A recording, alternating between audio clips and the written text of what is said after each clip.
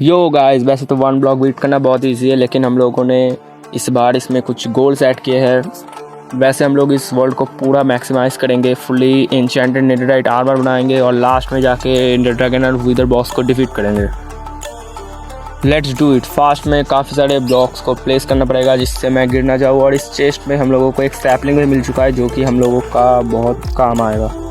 वैसे यहाँ पे सबसे प्रीशियस चीज़ डर्ट है। अभी वो आते ही नीचे गिर गया भाई बंदा, क्या हो रहा है। और हम लोग अगर एक बार नीचे गिरे तो ख़त्म है वर्ल्ड अपना। कितना दूर जाएगा वो, गया, ख़त्म हो गया शायद। हाँ छोड़ो छोड़ो। वैसे हम लोगों को माइंड में ध्यान देना चाहिए। फिर से एक चेस्ट आ गया शायद, इस पर वाटर बकेट भी मिल चुका है हम लोगों को। नेक्स्ट हम लोग यहाँ से थोड़ा बेस को नीचे की तरफ कर लेते हैं जिससे हम लोगों को बाद में रिसोर्सेज कलेक्ट करने में मदद होगा, क्योंकि बाद में मॉब्स भी स्पॉन होंगे। वैसे मैं प्लेटफॉर्म को थोड़ा बड़ा कर ले रहा हूँ जिससे मैं गिरूँ ना। और यहाँ पे सैपलिंग को प्लेस करने के बाद थोड़ा हाइट से इसको माइन करने में तो हम लोगों का पहला फेज अनलॉक हो चुका है, जिस पे काऊ आते ही नीचे गिर गया। रुक जा। दूसरे चेस्ट से ऐसा कुछ मिला, खास आइटम्स नहीं था, तो हम लोग सारे आइटम्स को स्लॉट रख देते हैं। सबसे बढ़िया बात, हम लोगों को एक टेम्पलेट भी मिल चुका है और यहाँ पे हम लोगों को नेदरराइट आर्मर के साथ एक टेम्पलेट भी ऐड करना पड़ेगा। तो बोन ब्लॉक स्पॉन हुआ है जिससे हम लोग सैपलिंग को तो ग्रो कर सकते हैं, लेकिन भाई ये क्या हाथ से माइन होगा? देखते हैं, चलो हाथ से माइन हो जाएगा या पिकैक्स तो मेरे पास बनाने के लिए टूल नहीं है अभी, क्योंकि वुड का तो मैंने प्लैंक बना के लगा दिया।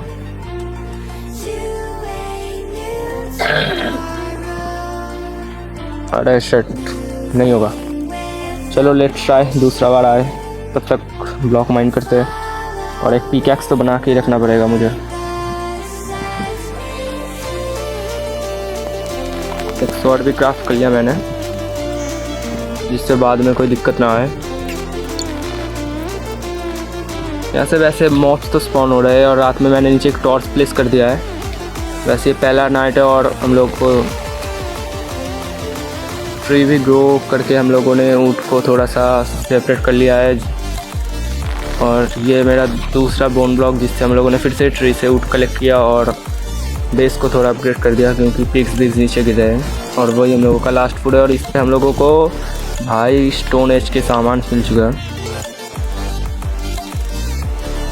वैसे ये दूसरा फेज़ है जो कि अभी अनलॉक होने वाला है। कुछ ही सेकंड्स में दूसरा फेज़ भी अनलॉक हो जाएगा जो कि शायद स्टोन फेज़ होगा। क्रीपर स्पॉन हो सकते हैं, इसके लिए संभाल के रहना पड़ेगा। और अगर हम लोग इसमें एक बार भी मरे तो ज़िंदा नहीं हो सकते। तो अंडरग्राउंड फेज़ स्पॉन हो चुका है। सबसे पहले हम लोग थोड़ा ट्री कट कर लेते हैं। व्हाट कहाँ गया? और इसी बीच हमारे वर्ल्ड पे स्पॉन हो चुका था एक बेबी ज़ॉम्बी जो कि मुझे लिटरली मार के ख़त्म भी कर चुका था। मतलब सिर्फ लास्ट में जाके ऐसे 2 हार्ट्स में बचा था मैं। फिर मैं कैसे भी करके इसको हील करके इसको ख़त्म कर देता हूँ। मेरा स्टिक्स तो कहाँ गया पता नहीं। अभी तो समझ चुका था, इसलिए मैंने अपने वन ब्लॉक के चारों तरफ थोड़ा घेरा बना दिया जिससे कुछ ना आए, मतलब मॉब्स को अटैक मत करे भाई।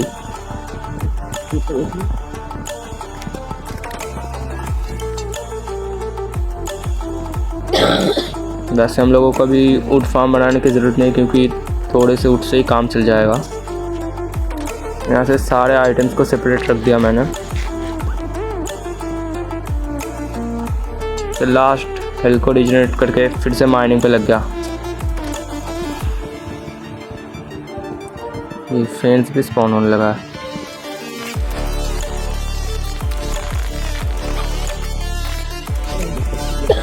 वैसे बहुत सारे ब्लॉक्स ऐसे ही माइन करते करते दूसरा फेज़ भी अनलॉक हो चुका था और हम लोगों को डीप केव का साइन मिल चुका था।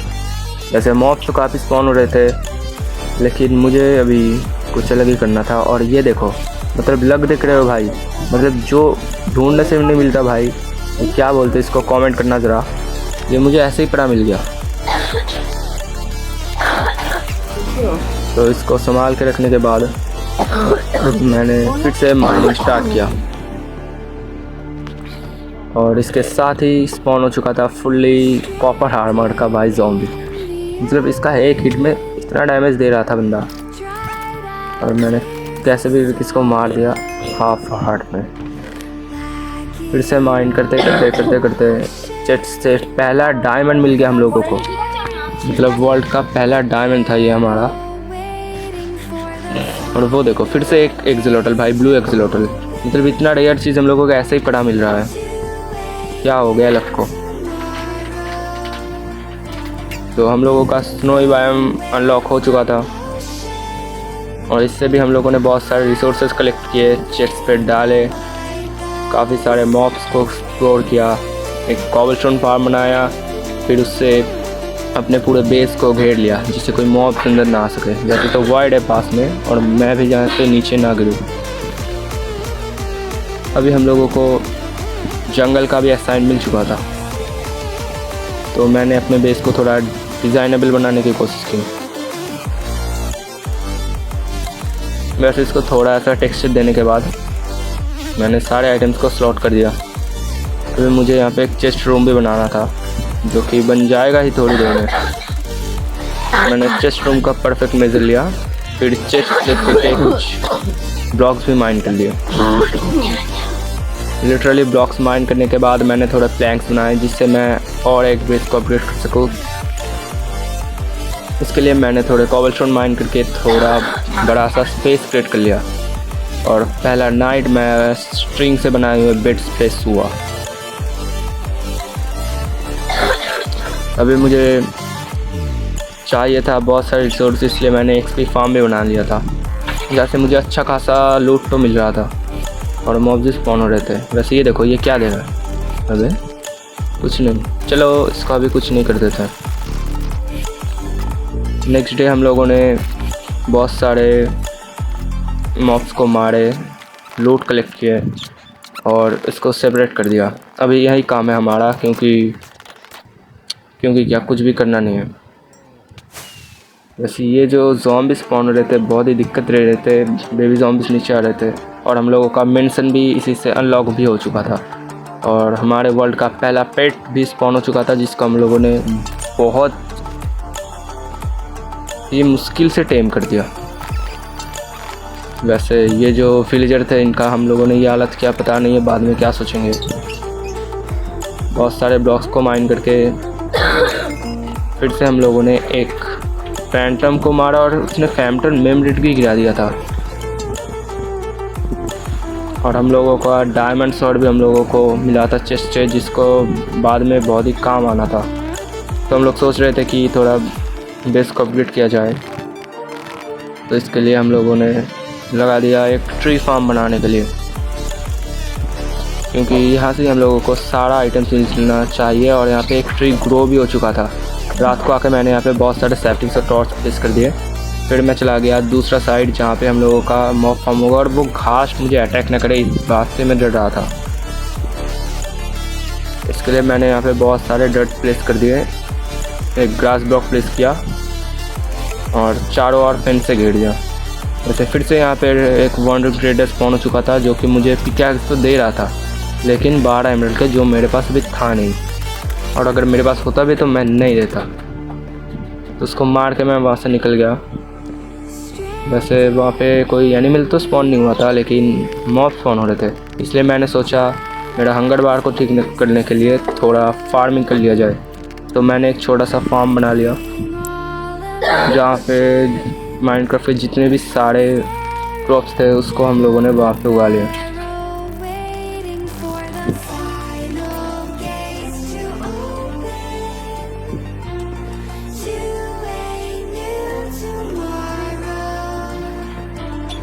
फाइनली क्रॉप्स के उगने के बाद हम लोग आ गए थे, और हम लोगों का खाने का प्रॉब्लम भी सॉल्व हो चुका था।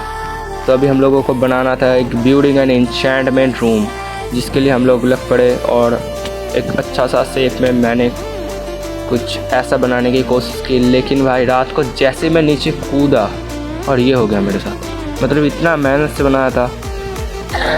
तो चलो अभी रात को सो जाते हैं, क्योंकि रात को भाई हॉस्टल मॉब स्पॉन हो जाता है। फिर से मैंने इसको रिपेयर किया और यहाँ पे वुड का प्लेसमेंट किया और ऊपर का स्ट्रक्चर बनाने में लग गया। इसको बनाते बनाते हम लोगों का 51 डे हो चुका था और अभी भी इसका मतलब हम लोग अभी भी नहीं तो पावरफुल बने थे, नहीं तो बेस को कुछ भी कर चुके थे, और हम लोगों को इसको 85 डेज़ में कंप्लीट करना भी था। तो हम लोग चले गए और देखा कि ग्रास सेपरेट होके बहुत सारे मॉब्स भी स्पॉन हो चुके थे। तो मैंने उनको ब्रीड करवा दिया, थोड़ा से ग्लास ब्लॉक था, एंड यहाँ पे आके हम लोगों ने फिर से स्टार्ट कर दिया इस बिल्ड को कंप्लीट करने का प्रोसेस। इस बिल्ड को कंप्लीट करके कुछ यहाँ पे थोड़ा व्यूइंग स्टैंड्स लगा के कुछ ऐसा दिख रहा था, red for comment box. And हम लोगों को चाहिए था एक विलेजर ट्रेडिंग हॉल, जिसके लिए हम लोगों को जाना पड़ा नेदर। और नेदर में जाने के बाद हम लोगों ने बहुत सारे पिगलिन से ट्रेड किए, और ट्रेड करने का तरीका थोड़ा कैजुअल ही था। थोड़े एंडरमैन भी मार लिए थे पहले। उसके बाद हम लोगों ने इस ग्लिच का यूज़ करके जल्दी जल्दी पिगलिन से ट्रेड कर लिया सारा आइटम्स, जितने भी सारा हम लोगों को एंडरमैन, एंडर ड्रैगन और विदर बॉस को डिफीट करने के लिए चाहिए था। सारा रिसोर्सेस हो जाने के बाद हम लोगों ने उसको चेस्ट में डाला और वहाँ से बेस आ गए। बेस आने के बाद ये मतलब इतना ब्यूटीफुल लग रहा था मेंशन कि तो छोड़ उसको, हम लोग निकल पड़े अभी दूसरे काम के लिए। और ये था हम लोगों का नेक्स्ट सरप्राइज़, जो भी था ट्रेडिंग हॉल। इसका जो येलो पार्ट है वो पूरा गोल्ड से बना हुआ है, क्योंकि नेदर में और ओवरऑल में मुझे गोल्ड की कमी नहीं महसूस हुई थी। तो पता नहीं कि वहाँ पे आयरन गोलम स्पॉन नहीं हो रहे थे, लेकिन मेरे पास ढेर सारे आयरन्स भी आ चुके थे। वैसे मैं सारे आइटम्स को यहाँ पे ग्राइंड करने के लिए आया था, जिससे मैं ढेर सारे एन्चेंटमेंट्स लेके विलेजर से ट्रेड करके फिर चला गया इनको सारे डायमंड के आइटम्स को नेदराइट पे कन्वर्ट करने के लिए। सारे आइटम्स को नेदराइट पे कन्वर्ट करने के बाद, स्मिथ लगाने के बाद हम लोग रेडी थे एंडर ड्रैगन को डिफीट करने के लिए। फिर मैं थोड़े से रिसोर्सेस लेकर इन पोर्टल को एक्टिवेट करके एंड में चला गया। एंड में आते ही हम लोगों ने स्वागत किया एंडरमैन में। मतलब एंडर ड्रैगन को उतना खुजली नहीं था जितना एंडरमैन हमसे लड़ रहे थे।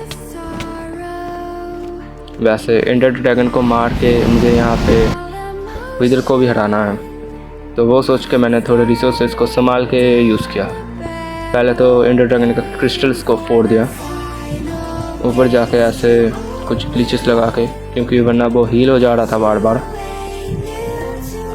मेरे पास फुल नेदराइट का आर्मर होने के बाद भी डैमेज काफ़ी ज़्यादा पड़ रहा था। इसके लिए मैंने सोचा क्यों ना थोड़ा ग्लिच मेथड का यूज़ किया जाए। तो मैंने यहाँ से माइन कर लिए 2 ऑब्सिडियंस।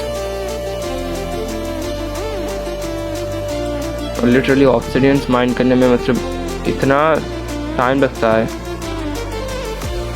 फिर ऑब्सिडियंस को यहाँ पे रख के मैंने कुछ ऐसा फ्रेम्स बना लिया जिससे मुझे डैमेज ना पड़े।